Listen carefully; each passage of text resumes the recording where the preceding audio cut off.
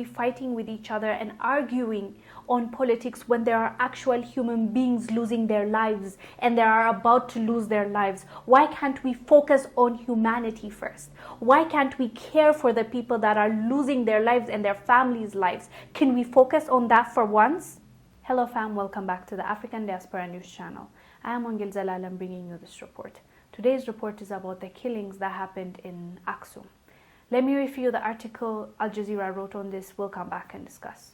The killings of hundreds of civilians by Eritrean troops in the ancient Ethiopian town of Axum in November last year amounted to a series of human rights and humanitarian law violations, according to Amnesty International. The killings in Axum, located 187 kilometers north of Mekelle, capital of Tigray region, occurred during the armed conflict between Ethiopia's federal government and the Tigray People's Liberation Front. On November 28 and 29, Eritrean troops killed hundreds of civilians in a coordinated and systematic manner in order to terrorize the population into submission, the report released on Friday said. Amnesty interviewed 41 witnesses. They said Eritrean forces carried out extrajudicial executions and engaged in widespread looting. The violation began on November 19 when Eritrean and Ethiopian forces entered Axum, indiscriminately shelling the city and firing at those who tried to flee.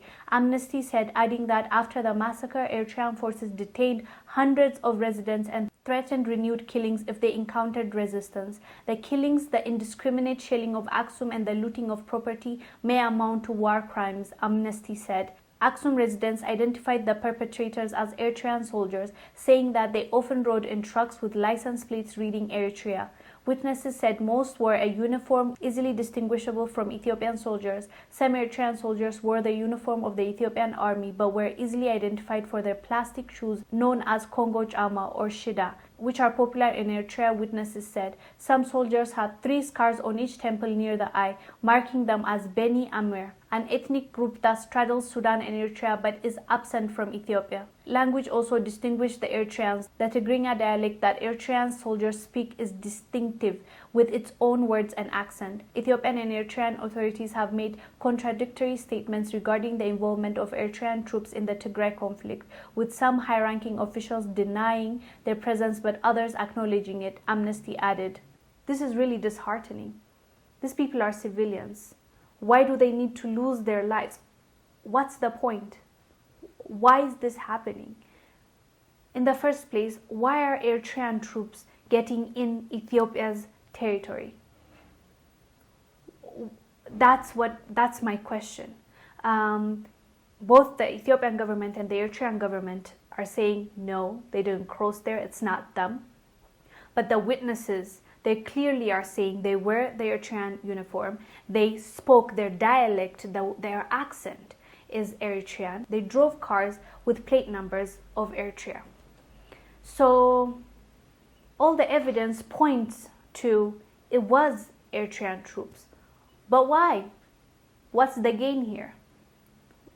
Why is my question. We've always said Ethiopians and Eritreans are like brothers and sisters, but like from different mothers or different fathers, because we have a long history together. Granted, we spent most of the years in wars, fighting over territory. Eritrea needed to separate, which eventually they have separated from Ethiopia, and that's fine, you know, but there's a lot that connects us. If you go and ask around, you'll find brother and sister that are separated. The sister is living in Ethiopia and the brother in Eritrea, or mother and father, or grandparents. Like, we're connected in a way, we're still related. We're different countries, we're different nations, but we're still neighboring countries. We're still family. So I don't understand why the Eritrean troops decided to do that, or under whose order they acted on that. Why would you enter somebody's territory and kill innocent lives and end innocent lives? Already those people were facing a lot. The Tigray region has been facing a lot because of this federal central government and the regional government's conflict. People are dying left and right. People are starving because of the conflict. And now we find out that Eritrean troops got in there to kill innocent people. And to make matters worse, it's at a church where they're there to serve their God, to praise their God, not bothering anybody. This is very sad. This is really sad.